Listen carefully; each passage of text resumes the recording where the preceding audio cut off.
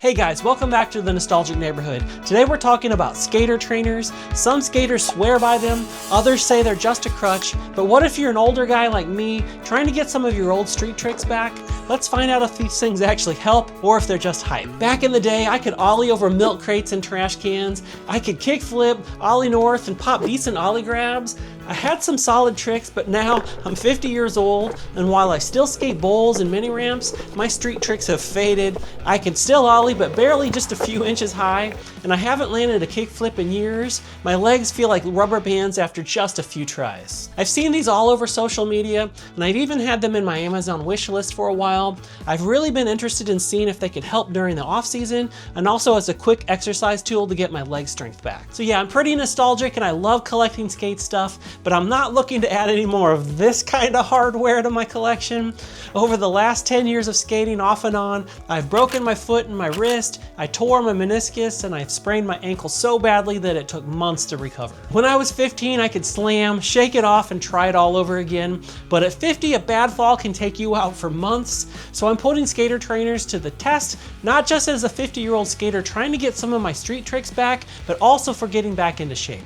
Oh, and if you're more of a beginner or if you just want to help the kids, is this better than learning in the grass or finding a crack in the pavement like we used to do back in the day?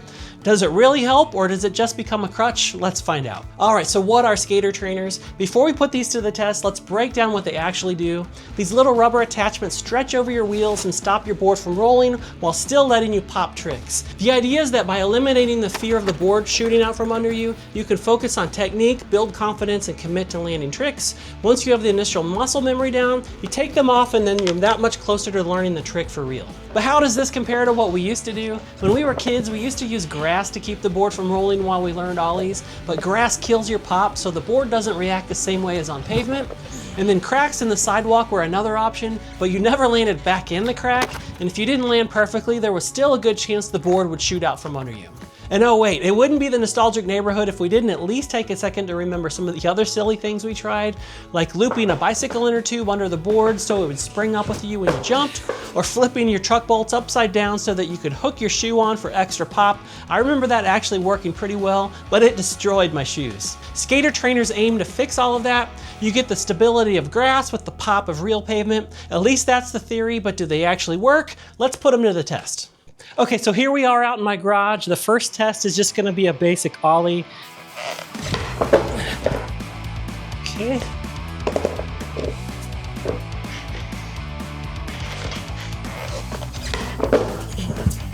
Finding myself kind of moving forward a little bit. I don't know. Let's see. There we go, not too bad. We got a couple of inches.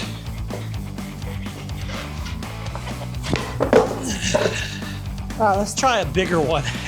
See if I can get any height. Not really. Let's try again. All right, so like 4 or 5 ollies. This is the reason I don't street skate much. I'm already out of breath and I'm feeling it. That's kind of the point, is take this out to the garage or the basement and get a few of these 5 or 10 minutes every day. Maybe after a month, I might have some stamina back. All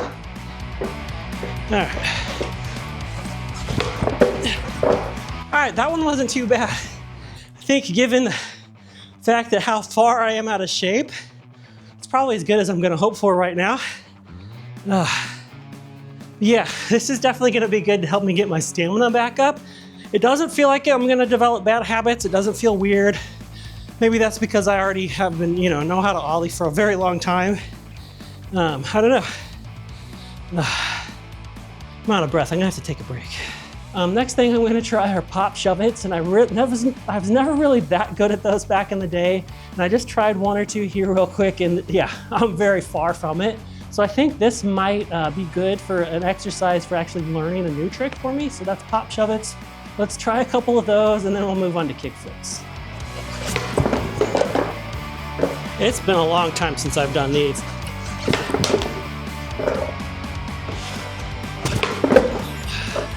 All right, one more, and then I'll move on before I'm gassed out to try some kickflips.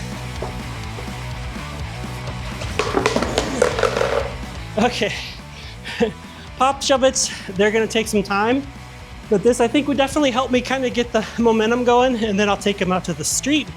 But yeah, let's do kickflips. I came over here to reset the camera and be like, all right, let's do kickflips. I'm still out of breath, so I'm gonna take a minute before I try a kickflip, so yeah. A few moments later. Okay, so back in the day, I could do kickflips pretty much on demand, but like I said, now that my legs are just, I'm getting old and worn out, they just gas me out too much. And so that's kind of my goal. More than ollieing, it's kind of relearn kickflips. And I think really, in this case, it's more about my leg strength than it is anything else. But I think this is gonna help me kind of build that up and give me some of that confidence back. And like I said in the intro, I haven't landed a kickflip in years, mostly because I don't try them anymore because they just wear me out, but let's give it a shot.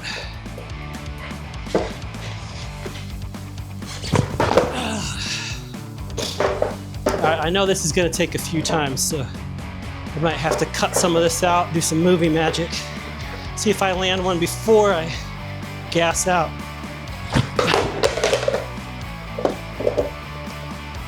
Okay. Whoa, almost. I don't think that counts, but close. Nope. I'll take it, I'll take it.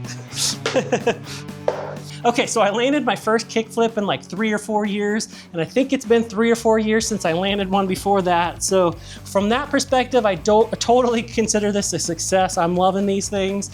The other thing is my legs are totally gassed out. I do think if I was able to take this down in the basement and just practice for like 5 minutes a day, like every day for like a couple of weeks, that my legs would start to feel come back. The other thing is I definitely wouldn't want to just use these for like weeks at a time. I do think there is something with that rolling momentum that you've got to keep up, and you might develop some bad habits, but I do think these are super helpful and they have your place. I could see myself, like I said, practicing down in the basement, and then as long as I'm getting outside and practicing on the pavement as well, I think they'll serve their purpose for me perfectly. And then, you know, if you're a new skater or you've been out of it for a long time and you've never really could ollie that well to begin with, I think these are great. They're way better than a crack or the grass. I really don't have anything negative to say about these, other than you just can't use them. Like, don't rely on them too long. You've got to switch over to the concrete eventually. But other than that, I'm super stoked, yeah. When I was a kid, we learned how to kickflip uphill both ways in the snow barefooted. Some skaters and gatekeepers are gonna say these are a crutch, that you should just take your slams, pay your dues, and learn the right way. But in a lot of ways, skateboarding has always been about breaking the rules and doing what works best for you. If you wanna use SkaterTrainers to build confidence before committing to pavement, why not? I really don't see these making you develop bad habits any more than grass or sidewalk cracks did. You're still putting in the work and getting better, just with fewer slams. And trust me, at 50, I'm all about reducing the slams. Oh yeah, it's worth noting that Roger over at SkaterTrainers sent these over for me to try out. This isn't a sponsored video or anything. I'm not getting paid, and I'm under no obligation to even make a video. It's just that Roger, when he was getting back into skating after a long break, he was having some confidence issues, and he developed these to help him kind of overcome that fear factor and get a lot of his old tricks back. And it just kind of felt like this would be a good fit for our channel, because so many of us are older guys who took a break and are getting back into it.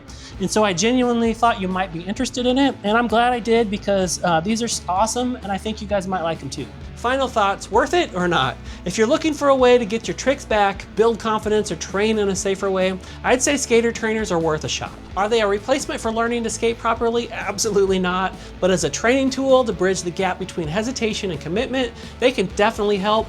And would I keep using them? Yeah, especially for kickflips, I need all the help I can get, and I'll probably still keep using them to help build up my leg strength for ollies too. Now I want to hear from you. Have you tried SkaterTrainers? What did you think? And do you think this would have helped you back when you first started skating? Let me know down in the comments. If you enjoyed this video, hit the like button, subscribe, and check out the rest of the Nostalgic Neighborhood for more skateboarding, BMX, and 80s pop culture fun. Thanks for watching, and we'll see you in the next video.